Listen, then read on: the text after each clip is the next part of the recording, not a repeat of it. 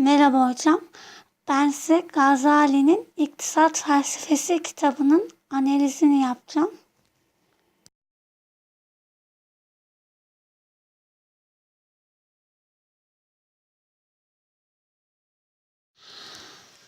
Bu kitap bölümlere ayrılarak anlatılmıştır.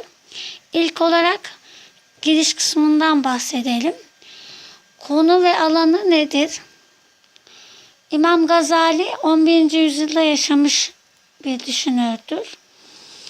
Gazali iktisada farklı bir bakış açısı vardır. Ona göre iktisat teorik olarak bir amaç değildir.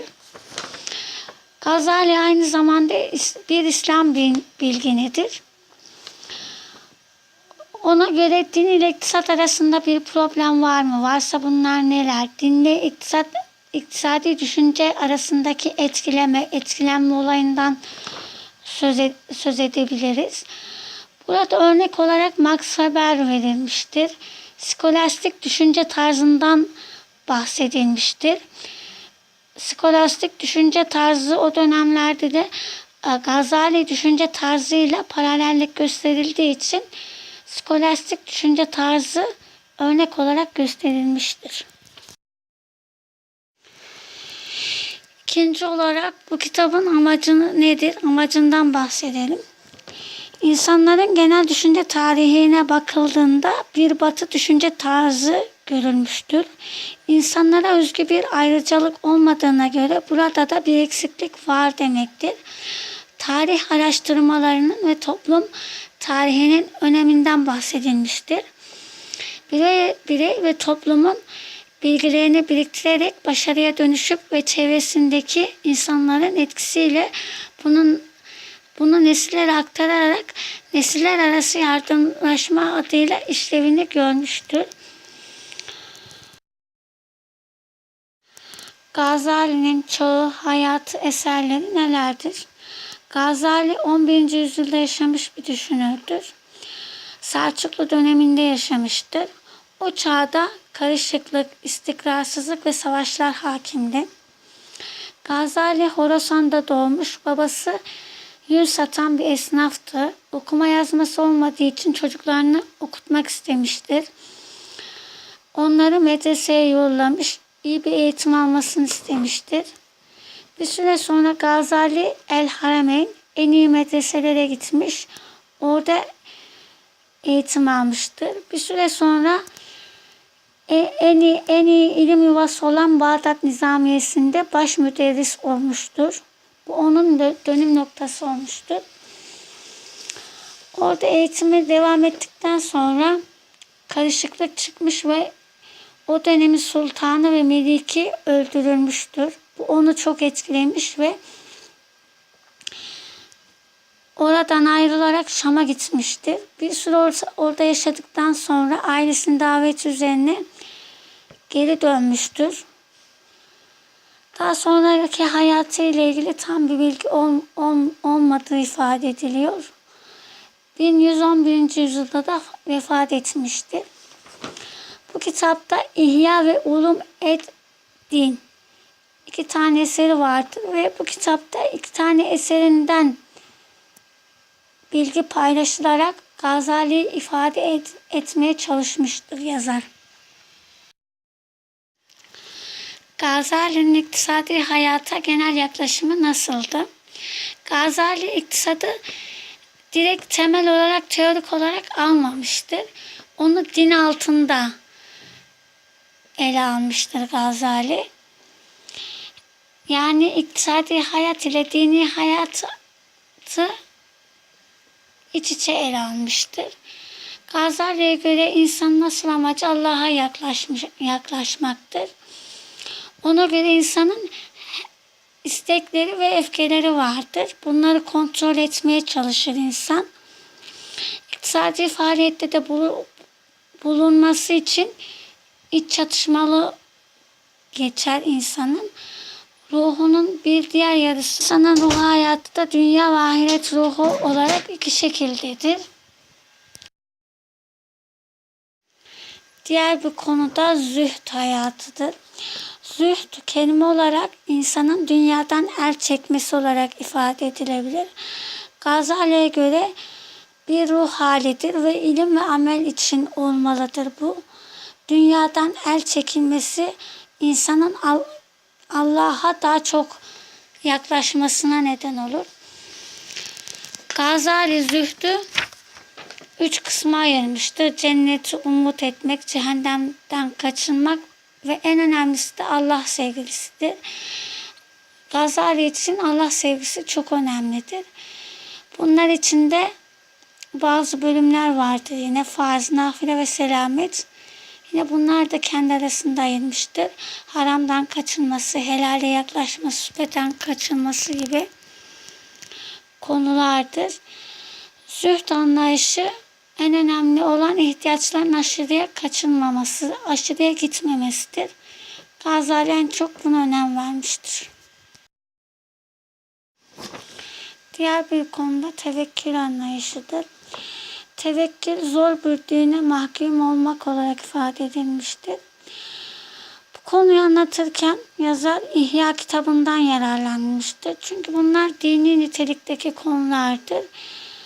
Ve burada tevekkülü ilim, hal ve amel olarak ayırmıştır.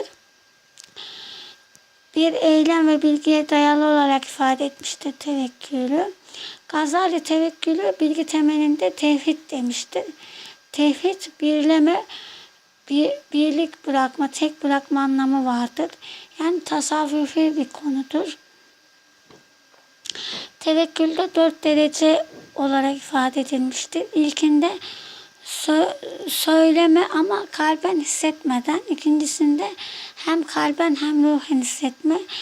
Üçüncüsünde de müşkesefa yoluyla hissetme. Dördüncüsünde de sıdık yoluyla hissetme. Allah'a birleme, gönül bağlama olarak ifade edilmiştir. Daha sonra da tevekkülü bir hal olarak görmüştür. Hal olarak kalbin sadece vekile dayanması, yani sadece Allah'ın kalbinde olması. Diğer bir konuda amel, eylem konusudur. Gazali'ye göre insan faydalı şeyleri elde etmek için, elde tutmak için zararlı şeyleri de önlemek için çabalar. Burada sebepler vermiştir. Kesin sebepler, zımni sebepler, vehmi sebeplerdir. Kesin sebeplerde Allah sonuçları bildiğinde hiç değiştirmeyecek sürekli olan sebeplerdir. Zımni sebeplerde de kesinlikle arz etmiyor fakat sonuçları genelde değişmeyen sebeplerdir. Vehmi sebeplerde de sağlam bir veri olmadan sonuçların yol açtığı zannedilen sebeplerdir. Gazali'nin amelle ilgili bazı görüşleri vardır. Ona göre evinde oturup hiç bir iş yapmadan rızık beklemeyi doğru bulmamış, çalışmanın daha makul olduğunu düşünmüştür. Gazali mal biriktirilmesini doğru bulmamıştır. Tek yaşayan bir insan için 40 günlük ihtiyaçtan fazla mal biriktirmek doğru değildir. Gazali mal ve serveti iyi yönlerinde olduğunu ve kötü olumlu yönlerinden söz etmiştir. Kötü yönlerinde ise insanlar sadece çıkarlar için beraber olacağı, sadece ona malının varlığının olduğu için değer verileceğinden söz edilmiştir. Her iki konuda da değişik düşünceleri vardır. İktisadi faaliyetin hukuki ve ahlaki yönü nasıldı? Gazali bu iki kavram üzerinde fetva ve takva olarak durmuştur ona göre. Bu çerçevede bakıldığında ahlaki ve hukuki süreç iç içe geçiyor. Yani ikisi de birbirine paralellik gösteriyor. İktisadi hayatta iyi niyetle yer almak gerektiğini düşünüyor. İnsan çalışıp kimseye muhtaç olmaması, sosyal açıdan önemli görevleri olması, dünya hayatı, ahiret hayatına engel olmaması, takvada çok önemli. Kişi Allah'ı sürekli zikretmesi, dünya hayatı değil ahiret hayatı olması, şüpheli şeylerden sakınılması, kişi kendisini bu dünyada hesaba çekmesi, yaptığı şeyleri takip etmesi. Gazali'ye göre herkes helal kazanmalıdır. Bu onun için çok önemlidir. Haram olan şeylerden uzak durması gerektiğinden söz etmiştir. Gazali'ye kötü kişiler vardır ama sayıları çok değildir. Helal kazananların varlığı daha çoktur ona göre. Zaten hayatın hukuki ve ahlaki sahip olması gerektiğini düşünüyor kişilerin Gazali. Diğer bir konuda riba. Riba artma ve fazlalık anlamındadır. İki mali değerin değişiminde akit yapan tarafların birinin lehine sağlanmış olan karşılıksız mali menfaat olarak ifade ediliyor. İktisadi ilişkiler ve işlemler adalete aykırı olmamalıdır. Burada zararı umumiden söz edilmiştir. Ve zararı ferdiden söz edilmiştir. Zararı umumide gıda maddelerinin alım satımı ile uğraşan kişinin maddeleri depolayıp fiyatlarının yükselmesini beklemelerinin genel bir zulüm olduğunu ifade etmiştir. Alım satımda kar elde etmeli fakat aşırıya kaçınmamalıdır.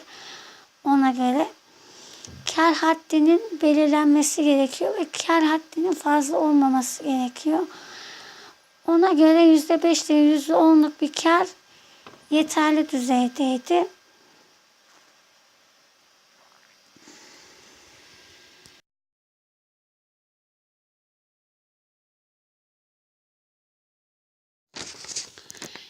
İktisadi, sosyal ve siyasi hayat nasıl oluştu? Gazali iktisadi hayatın oluşumu için insan ve dünyayı temel unsur olarak almıştır. İnsanların genel ihtiyaçları anlatılmıştır. Gazali varlık olarak dünyayı tanımlamıştır. Mevcut maddeler insana faydası olan ve ıslah çalışmaları yapılan maddelerdir. Dünya, yer, bitki, içecekler insana hayatın devamlılığını sağlamıştır.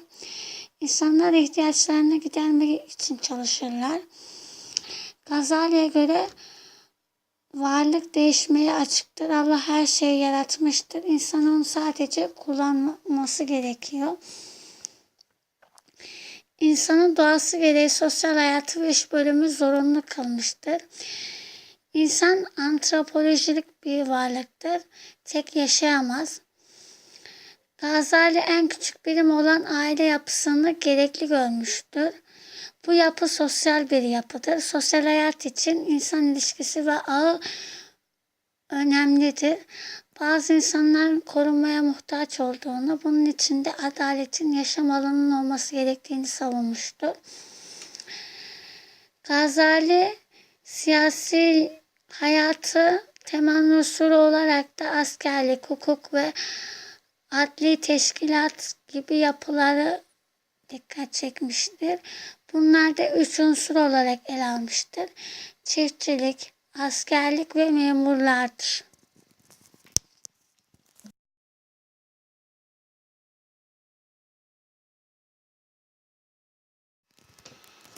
Son konuda para. Para ticaretten çok sonra ortaya çıkmıştı.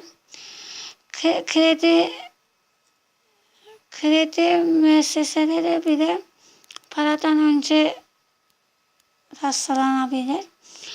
Bunların yanında hırsızlık ve dilencilik ortaya çıkmıştır. Kendisi hiçbir emek harcamadan başkaları üzerinden para kazanmaya çalışan insanlara hakir olarak görmüştür Gazali. Gazali dilencilik üzerinde de durmuştur. İnsanları kandırmanın yollarını aramışlar ve sakatlığı bir mazeret olarak görmüş bazı grup insanlar. Diğer bir grup insanlar da dilenci olarak cemaati görmüştür. İnsanların kalplerini yumuşatıp paralarını alacaklarını düşünmüşlerdir. Bu grupları asalak gruplar olarak nitelemiştir. Hiçbir iktisadi üretkenliği yoktur bu grupların. Asker ve devlet personelini asalak gruplardan saymamıştır Gazali. Onlar iktisadi hayatı, güvenlik ve istikrarını gerektirdiğini savunmuştur. Dünya düzenini ayakta tutan paradır. Bunlar da dirham ve dinardır o dönem için. Sonuç olarak bu kitapta en çok İhya'dan faydalanılmıştır. Uhud el-Din, Gazali'nin bu iki eserinden faydalanarak Gazali'yi en iyi şekilde anlatmaya çalışmıştır yazar. Gazali bir iktisatçı değildir fakat dinin içinde iktisadi varlığının olduğunu belirterek onlarda ilgilenmiştir Gazali. Gazali sadece normatif alıntı değil, tahlil metotlarını da kullanmıştır. İktisadi din ve ahlak arasındaki ilişkiyi anlatmıştır. İktisadi hayat din ve ahlak hayatından vazgeçilmezdir, bir bütündür. Dini ve ahlaki hayatın sürmesini ve bunu iktisadi hayatın sosyal bir görevi olduğunu ifade etmiştir. Yani dini hayatın sürmesi için iktisadi hayatında devam etmesi gerektiğini belirtmiştir Gazali.